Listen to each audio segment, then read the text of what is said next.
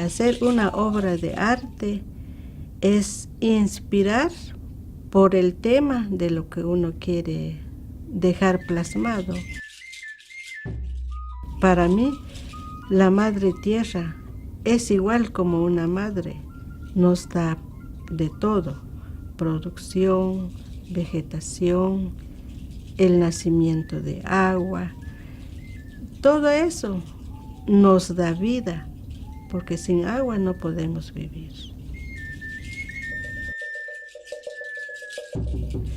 Me gusta escuchar música. La música me inspira también. Me gusta la danza, los movimientos de las personas. O uno mismo, pues, cuando siente la energía que tiene el corazón.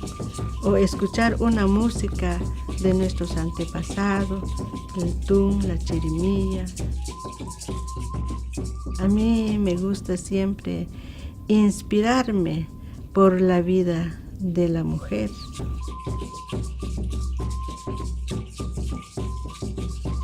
Me di cuenta que había mucha marginación a nosotras indígenas.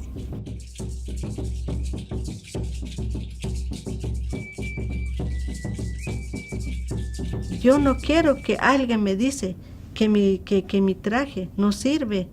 Yo siento que es mi segunda piel. Pero eso se puede hacer una obra, dejar plasmado, como le digo, hacer una pintura. Y entonces desde ese momento dije, yo voy a hacer mi segunda piel, una serie de obras.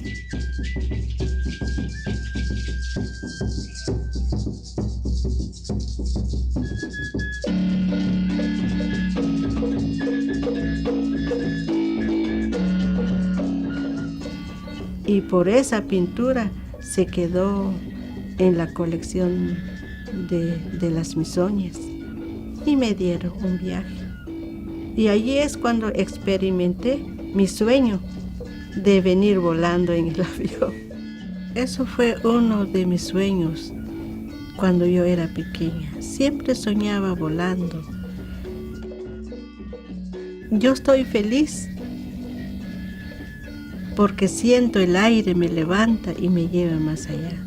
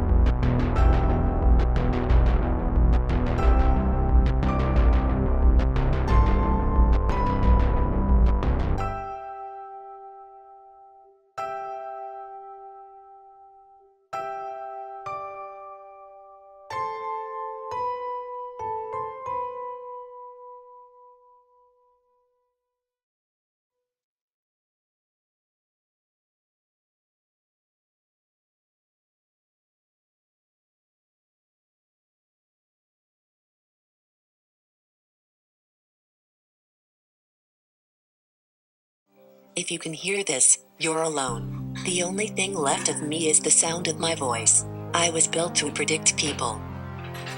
But to predict them, you have to truly understand them. So I began by breaking their lives down into moments, trying to find the connections, the things that explained why they did what they did. And what I found was, the moment that often mattered the most, the moment you truly found out who they were, was often their last one. If you can hear this, you're alone. The only thing left of me is the sound of my voice. I don't know if any of us made it. Did we win? Did we lose? I don't know. But either way, it's over. So let me tell you who we were. Let me tell you who you are. Someone once asked me if I had learned anything from it all, so let me tell you what I learned. I learned everyone dies alone. But if you meant something to someone, if you helped someone, or loved someone, if even a single person remembers you, then maybe you never really die. And maybe, this isn't the end at all.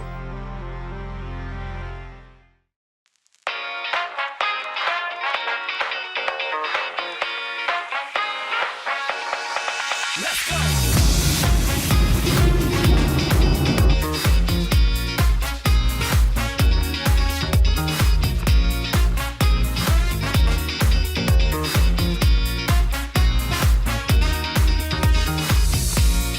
I would flow forever if I had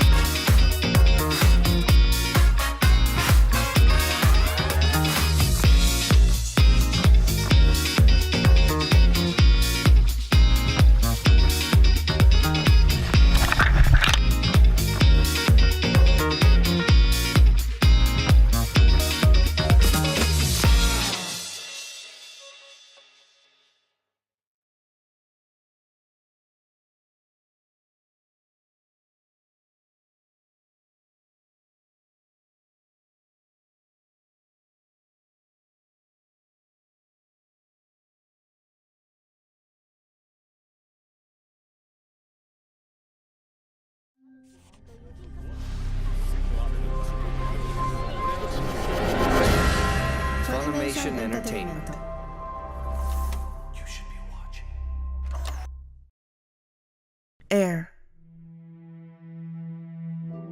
The power of this world. Human beings use air as an essential to their survival. They crystallize air to make these unholy beings called Lassia. Blastia use the primeval power of air that fills the world to provide us with fire, water, and light. They provide us with everything that made the Empire prosper.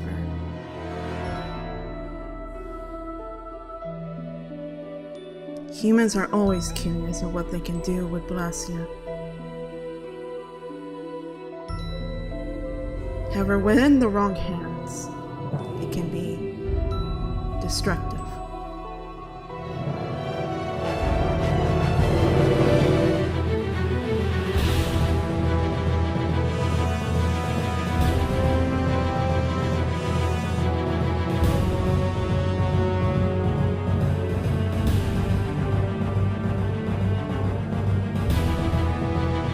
There are those who will do anything to get their hands on a strong Blastia, despite the warnings. There are people who will uphold peace and harmony in this world. There are those who just wish to be free.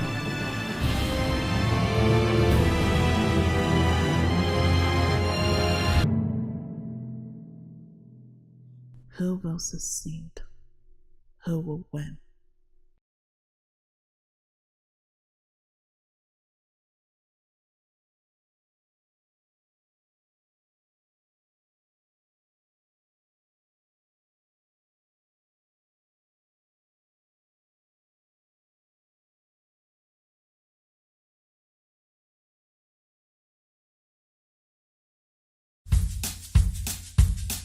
She's in the front line. 5-0, not bad for a rookie. Kicking doors since day one.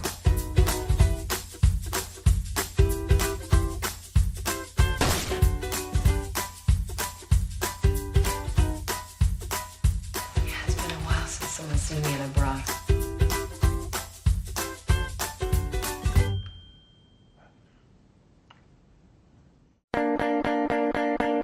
See, I hate to go on about this, but you look like shit. Look at you. Eyebrows are a mess. One t-shirt a week? You need to work on your personal hygiene. Let's go all the way tonight. No regrets, just love. We can dance until we die. You and I will be young forever. You make me feel like I'm living a teenage dream. The way you turn me on, I can't sleep. Let's run away and don't ever look back. Don't ever look back. It specializes in responding to escalated cartel activity. What's your objective? To dramatically overreact. Manos arriba. Don't ever point a weapon at me again.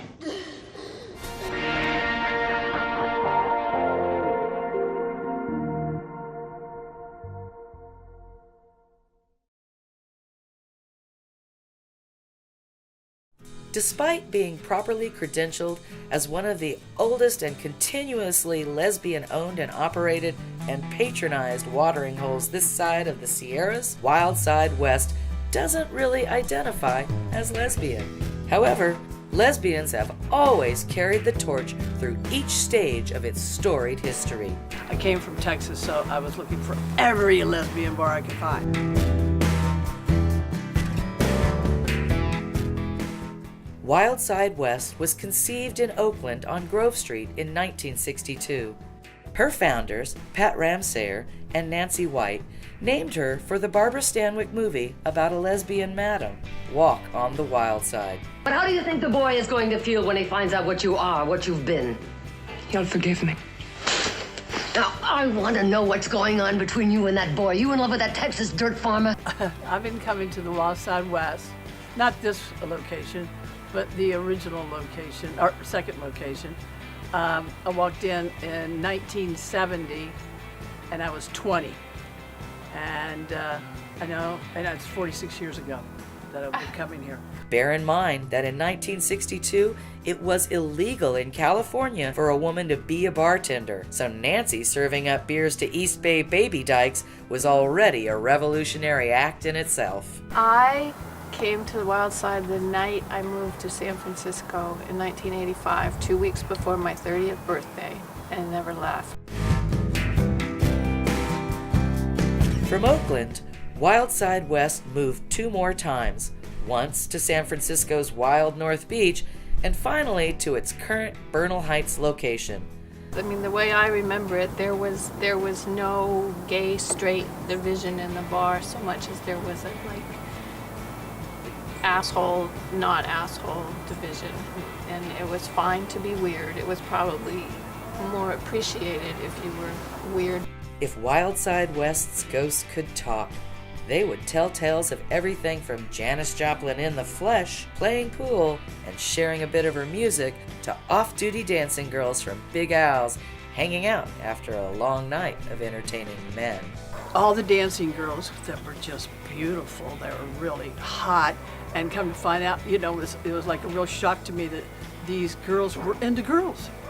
You know, I thought they were into guys because, you know, they were doing all this pleasure-seeking thing for the guys that come in, pay to go into Big Al's and stuff. Less than 2 days after the bar opened in its current Bernal Heights location, the neighbors welcomed them by throwing a big rock right through the front window as people were sitting in the bar. A couple of nice broken toilets were also tossed in the window on another night. Pat and Nancy and their renegade group of backyard gardeners turned the porcelain fixtures into lovely flower pots in Wild Side West's incredible secret garden. Wild Side West continues to welcome all. There is always a small altar to Pat at the end of the bar at Wild Side West. Pat passed it on to Billy, and Billy has just, you know, let Pat's plants grow, let the bar still serve beers, let the people come in and have joy and have instruments and birthday parties and cook and do all the things just as if Pat was here. So I feel very fortunate because I've seen places come and go. But I forever will have the Wild Side West, and it's just fantastic, you know.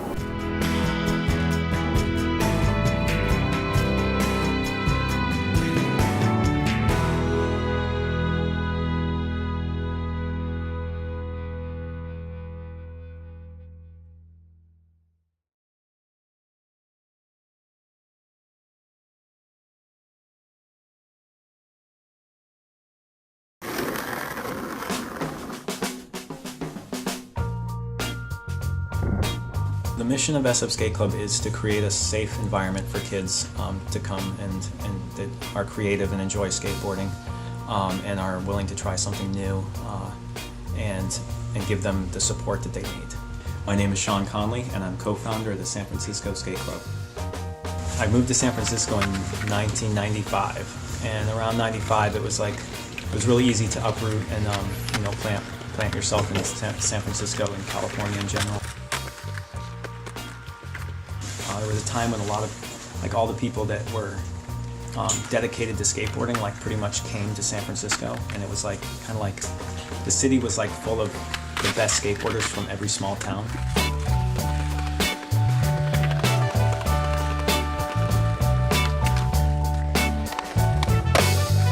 So we started the San Francisco Skate Club in 2007.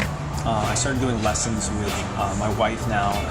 At the time, she was doing one-to-one lessons with kids, and there was no one teaching skateboarding, so we started to do a summer camp shortly after. It was really modest and chill. It was like a 1-week program, and then we expanded into a 2-week program and picked up speed. And in 2013, we moved to Divisadero and opened our first shop, and we've been on Divis for 5 years now.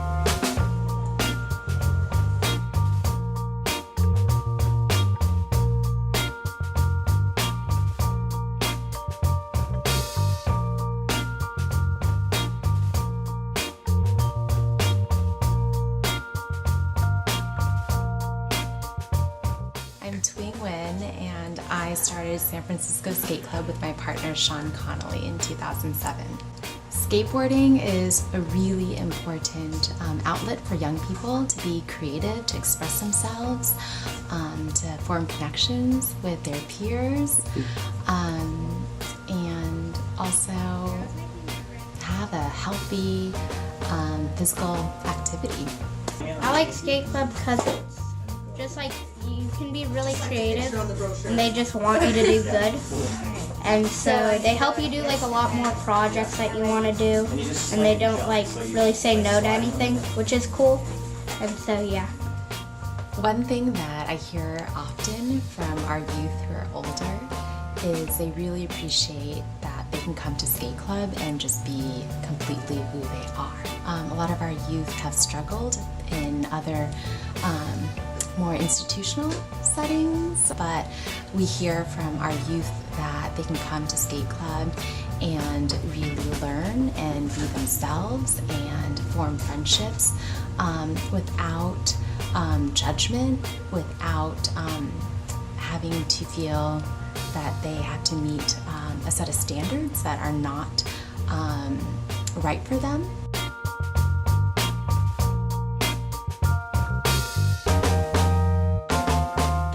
What I like is that they have a variety of like arts and crafts, and the fact that they have like a good community of kids that are basically into the same thing my daughter is. San Francisco in general is a really tough place to be a young kid or a teen especially. There's not a lot of options for you, and you're kind of left to your own devices in a way. We have to create spaces for kids to have a safe environment and be nurtured and hang out with people that are positive role models, people that are doing the right thing and setting the right example. We sort of have this theory of like skate with a friend, or I was ripping out there. With skate with a friend, it's like, you always have something in common with somebody because you've kind of gone through the trials of skateboarding. And also, the other flip side of that coin is that you can pump yourself up and you don't need anybody, and you can just say, I was ripping out there, and kind of have that like positive mental attitude. So skateboarding is something that I like cultivated and worked on and hammered out for years and years.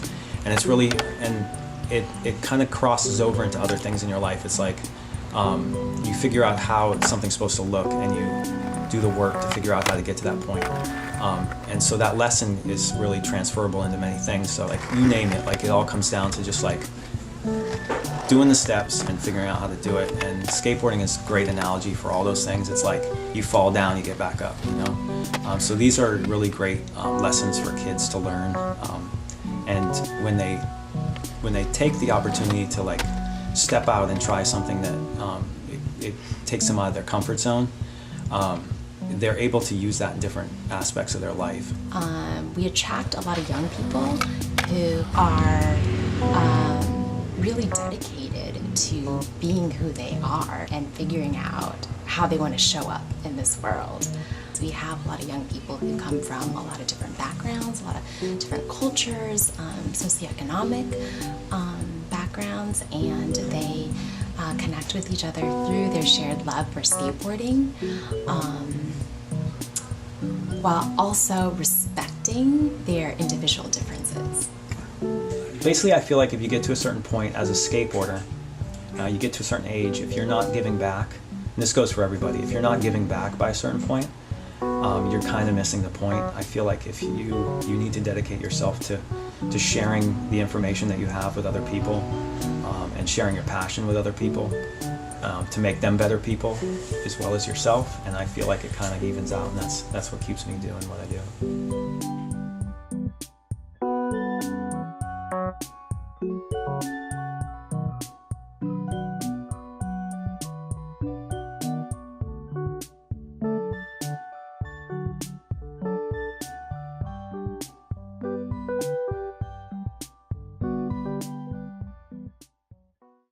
Last evening, about 6 o'clock, a local businessman was kidnapped.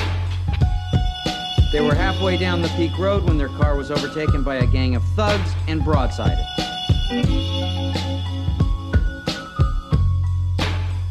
They're demanding cash. They want $60 million. An interdepartmental task force is going to coordinate on this incident. Inspector Chan will be heading it up.